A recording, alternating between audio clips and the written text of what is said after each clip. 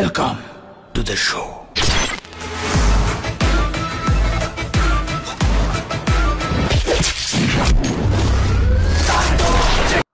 Wow, এ যেন এক ভিন্ন শাকিব খানকে দেখা গেল তাণ্ডবের টিজারে, যা দেখে রীতিমতো বাকরুদ্ধ ভক্তরা।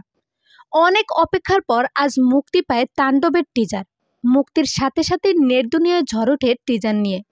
পুরো টিজার জুড়ে ছিল ধামাকাদার অ্যাকশন ও ভায়োলেন্সে ভরপুর। শাকিব খানের লুকেও ছিল ভিন্নতা। এমন শাকিব খানকে আগে কেউ কখনো দেখেনি বলেও মন্তব্য করছেন অনেকেই।